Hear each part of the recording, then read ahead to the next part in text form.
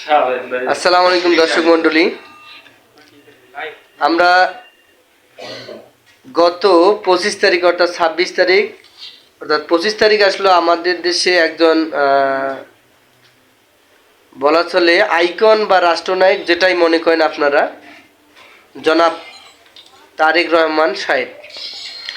তিনি এদেশের নাগরিকত্ব ছিলেন, ভোটার আইডি কার্ডও তার ছিল। একসময় বিভিন্ন কারণে তার নাগরিকত্ব এবং দেশের ভোটার আইডি কার্ড থেকে শুরু করে সমস্ত কিছু তার বাতিল করানো হয় এবং আবার গত 25 তারিখ তিনি দেশে আসার পর তার নাগরিকত্ব নিয়ে দেশে যখন সারা বাংলাদেশ একটা বিষয় নিয়ে শোরগোল শুরু হয়, তখন তার নাগরিকত্ব অর্থাৎ দেশের জাতীয় পরিচয়পত্র তার জরুরি। এই জাতীয় পরিচয়পত্রের জন্য নির্বাচন কমিশনে উনি গেলেন এবং নির্বাচন কমিশন তার ছবি এবং আঙ্গুলের ফিঙ্গার নেওয়ার পর 24 ঘন্টার মধ্যে তার জাতীয় পরিচয়পত্র তাকে দিল বা দেওয়ার প্রতিশ্রুতি দিল। আমার প্রশ্ন হচ্ছে, আমি সাধারণ নাগরিক হিসেবে আমি যখন জাতীয় পরিচয়পত্র করি, আমি 24 ঘন্টার মধ্যে পাই না, আমার সময় লাগে বেশ কিছুদিন। সেটাও প্রশ্ন নয়, আমার প্রশ্ন হচ্ছে অন্য এক জায়গায়। সেটা হচ্ছে, এই নির্বাচন কমিশন কর্তৃক নিয়োগকৃত কর্মকর্তা বা কর্মচারীরা যারা জাতীয় পরিচয় পত্রের কাজে নিয়োজিত থাকেন, এই কর্মকর্তা বা কর্মচারীরা যখন সাধারণ মানুষের নাম নিবন্ধন, জন্ম নিবন্ধনের তথ্য এন্ট্রি করে, কম্পিউটারে অনলাইনে ডাটা এন্ট্রি করে, তখন এই যে নামের ভুলগুলো, এই ভুলগুলো সংশোধন, যেমন আমি যদি বলি,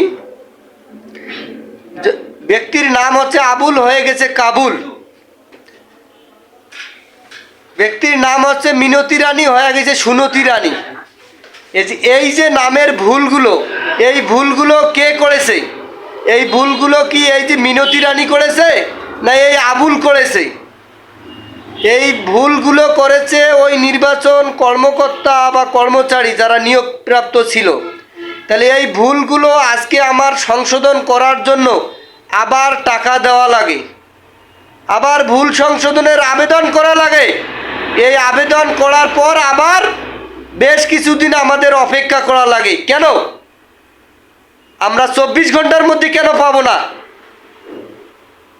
ওনারা দেশের আইকন হয়েছে, তাই ওনাদেরটা 24 ঘন্টার মধ্যে আপনারা দিতে পারেন, আর আমরা সাধারণ মানুষ দেখে আমাদের কোনো গুরুত্ব নেই। এটাই তো বুঝাচ্ছেন, তাই না? তো আমরা সাধারণ মানুষ যে কি পরিমাণ সুবিধা পাচ্ছি আমরা এতে বুঝতে পারি।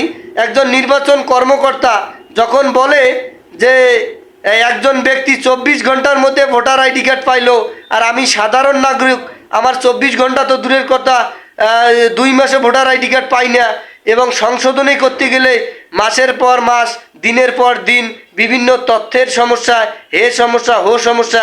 এটার কারণ কি? এই উত্তরটা আমাদের কে দেবে? তাই আমরা গণতান্ত্রিক দেশে যদি সমান অধিকার সবাই ভোগ করতে না পারি, তো এটা গণতান্ত্রিক দেশ কাকে বলে? একাই সব সুবিধা ভোগ করবে আর আমরা সাধারণ মানুষ সুবিধা ভোগ করতে পারবো না, তাহলে আমরা কোন নাগরিক হইলাম? তাহলে ওনারা আছে আইকনিক নাগরিক, আমরা আছি কোন নাগরিক? এটাই তো প্রশ্ন, তাই না? তাই আমরা চাই সবার অধিকার সমান থাক, সবার জন্য সমান অধিকার হবে, সুন্দর হবে এ রাষ্ট্র সবার জন্য, যেখানে নাগরিকরা সুবিধা পাবে যথাযথ, রাজাও পাবে সুবিধা যথাযথ। রাজার সুবিধা, নাগরিকের সুবিধা হবে সমান। এই আশা ব্যক্ত করে আমি আমার ভিডিও শেষ করছি। আল্লাহ হাফেজ।